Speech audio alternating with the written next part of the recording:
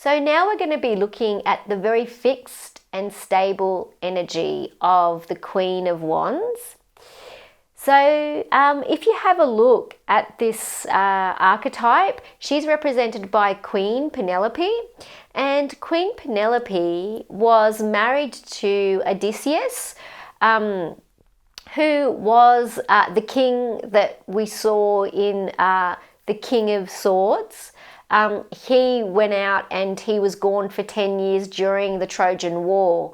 And the beautiful thing about this story is that she waited for Odysseus for those 10 years. She really believed in her heart of hearts that he would return.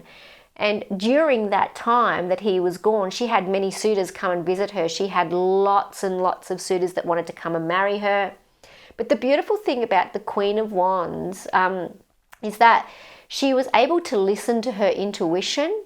She was able to connect with her heart space. And when she really listened to this part of herself, it said to her, your husband's coming back. You've got to have faith, and you've got to kind of believe in that and trust in your heart space that he's coming back. She listened to that part of herself, and he did. He ended up coming back. So this card embodies that very stable and fixed space within ourself, because the feminine is about the inward journey. It's about embodying that beautiful passion and that beautiful heat and that fire energy within us. So you can also imagine that there's like an energy of fire within our heart space. Imagine it kind of like a fireplace.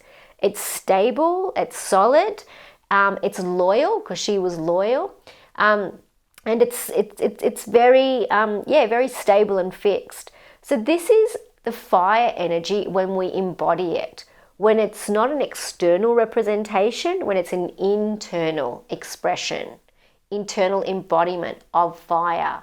And that's why it's represented by Penelope. It's also represented by the Leo energy in astrology. That Leo energy is the creative part of ourselves. It wants to also be expressed.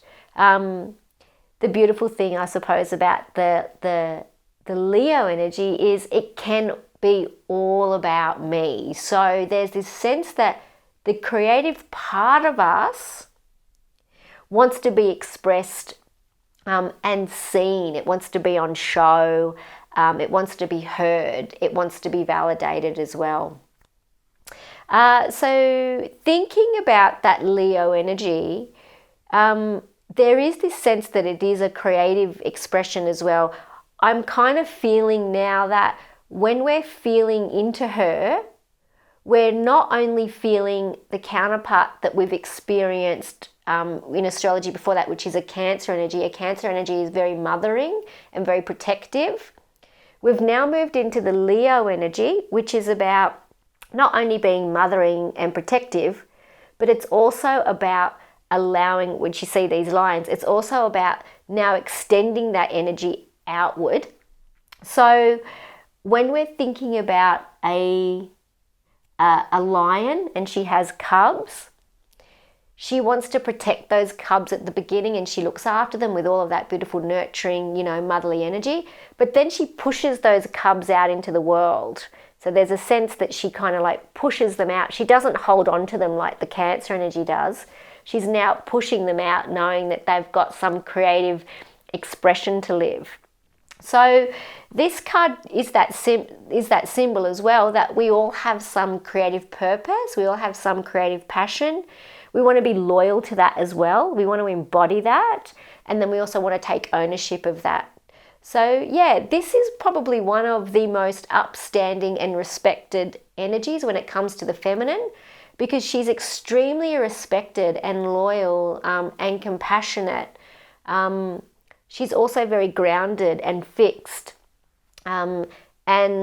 But she's also got that beautiful loving energy as well that we keep in the heart space, which is that fire, that beautiful heartfelt fire that's really embodied in us.